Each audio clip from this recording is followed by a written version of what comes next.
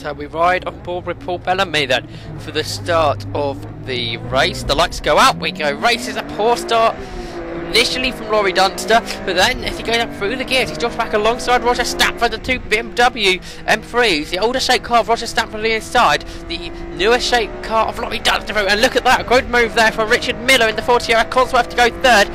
Stafford's dropped down now behind Dunster, the pole car, and now here comes Miller. So he started fourth. Yes, but he can't big lock up there from Stamford, and he runs up wide, stones Dunster, and this way will give the 40 Sierra Cosworth of Richard Miller possibly the race lead as they head down the Wellington straight. No, Dunster's got that.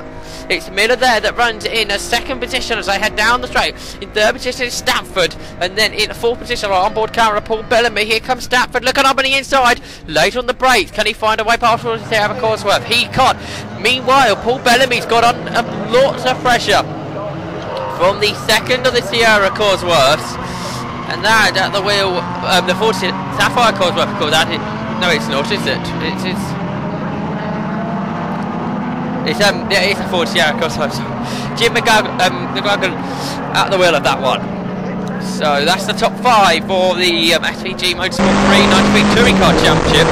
After lap 1, we can ride on board with the Book/the GTE on Mark Fynney. There's one in 5th in Class D, I think it is. He's right behind the Renault 5 GT Turbo James Fisher. These two battling for Class D.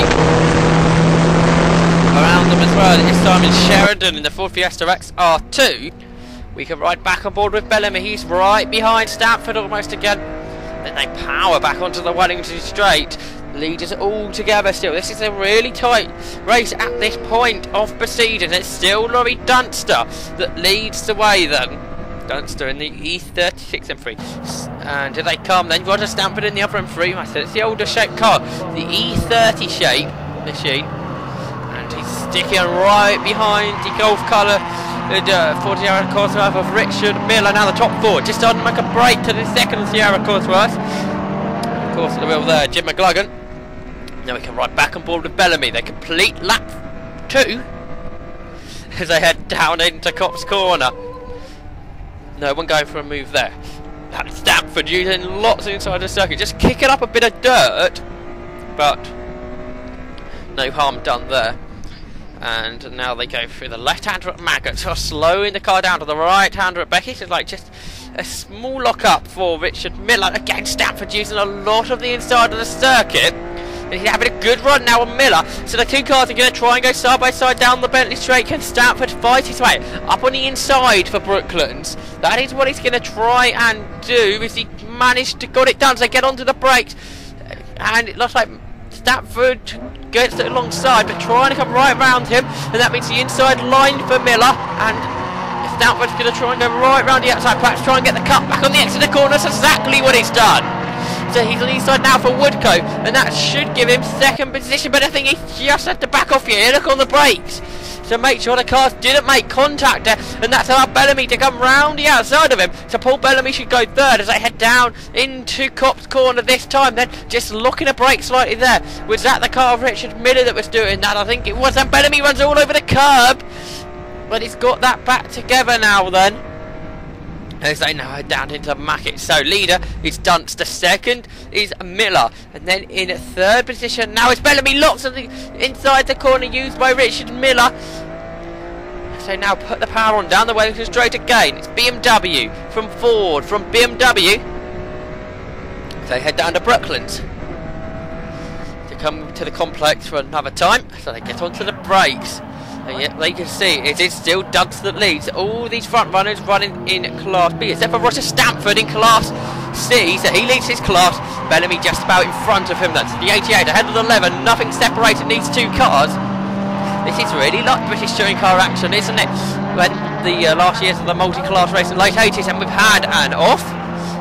That was last time by. Of course, that's Andy Wings in the car that runs third in Class C, the BMW number E30 machines.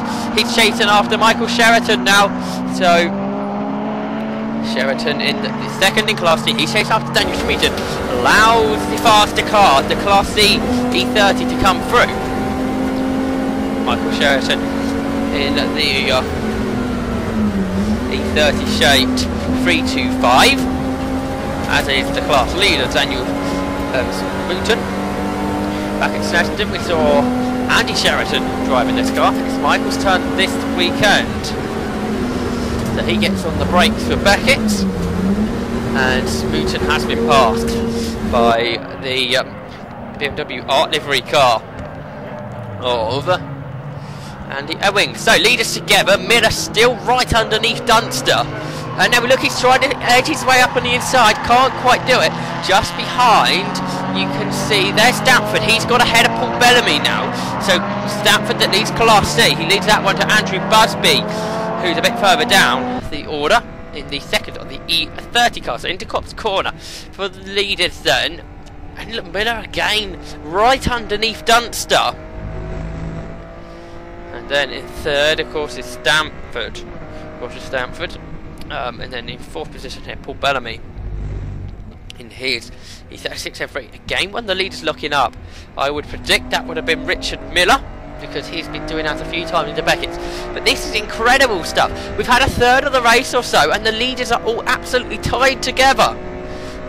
Dunster just cannot make a break, which is fantastic to watch. All these leaders running in 106s. And through Brooklands and into Luffield, Dunster still just out lead, but leaves a little gap. Miller goes for it, but he's not quite close enough to drop alongside. Then Stanford's right with him. Now the top three just started to break away ever so slightly as they go on to Woodcote. And further behind, you see the Golf here, the Volkswagen Golf VR6, the Class B car, Stuart Amphlett, has now been passed by Andy Edwins. So that's another place gained. He's up to 12th now after he's off a few laps ago at Brooklands. Into Beckett's then again for Paul Bellamy. He's now just starting to be dropped by the top three. As the top three go underneath the vehicle bridge, it looked like Stanford was trying to attack Miller, but has he got the inside line? Not quite. He can't quite find a way through.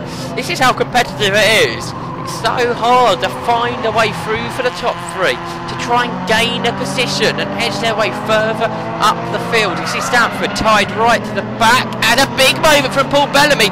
He's lost fourth position now then to Jim McLaughlin. And Malcolm Wise as well, trying to get past the last year's champion, Chris Bright, on board then with Bellamy. He'd actually already lost a position to the Texaco livery car, and big tank slapper for Paul Bellamy. Got it all together nicely though, but lost quite a bit of time. So now you can see the gap is behind. The second is Sierra Cosworths of Jim McLaughlin, and Bellamy dropping down the order now. Down to 5th, he was up in 3rd earlier on. Leaders then into Brooklands, and it's the first time we've seen Dunster have more than a car length to the car behind. But Miller and Stanford edging their way back closer to him again. Look at Stanford really trying to find a way through. Half distance gone, lap 3 coming up now. Mark Fynney and his Vauxhall Astra is the first person to be lapped then. Just like you know, the Rover Tomcat of Steve Rolls has retired from the race. So we've still got 18 cars running. We can ride on board with Fynney, then it's diving up on his side, goes Laurie Dunster. And you can see he's just trying to edge away again, as then Owen Miller, I should even say, and Stanford. We've got a smoky BMW there of Amanda Ewings. And this is flying past Goose. Texaco living his car, and here comes Fynney up on the inside of that smoky BMW. He can't quite make it through this time into Beckett's. And a big moment, and she spins, and it's a contact there. I think there may well have been some Amanda Ewings perhaps spinning on another wheel. I could predict, I'm not quite sure if that is the case, but it is a possibility. Top 3 then into Brooklands there. Next car to lap is the Class E leader, Simon Sheridan in the Fiesta XR2. Dunster perhaps just leaving a car width from the inside, but they're getting a better run through Luffield than if he didn't. So Miller and Stanford, perhaps not quite closer, but Stanford there was trying to come through. Meanwhile, now Bellamy under pressure from Tim Scott Andrews. Tim Scott Andrews in that Rover Tex, and Bellamy's lost more positions. I wonder if he got caught out in the carnage down at Beckett's. We can ride on board then with Michael Sheraton trying to close after the class leader in Class D, Daniel Smoot in the number 92 car. Almost identical BMW 325s in the battle for this class lead. Sheraton now makes his way out of London, down towards Woodcote Corner, and now round the outside the Renault 5 GC Turbo James Fisher goes the battle for second position. Now look, the second Sierra Cosworth there of Jim McLaughlin trying to close in these guys, and Roger Stanford spins the car away then from third position. He was going well right into the tail. The car in front.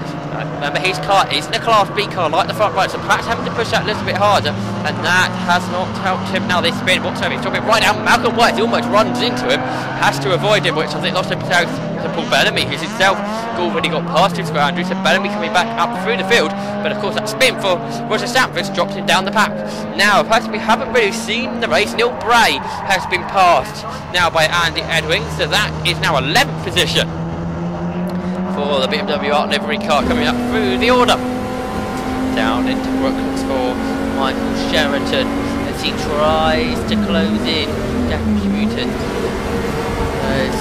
second and a half or something on those lines between the two cars, the two BMWs, as the majority of the pack are in this series. Right, so Dunster has come through.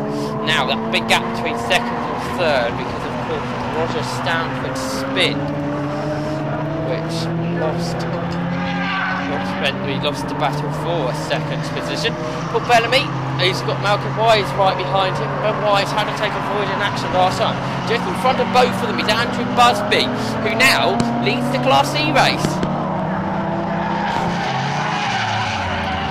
And Roger Stanford spun again, just trying to push too hard, closing the cars back in. The car goes round and he gets back onto the circuit eventually.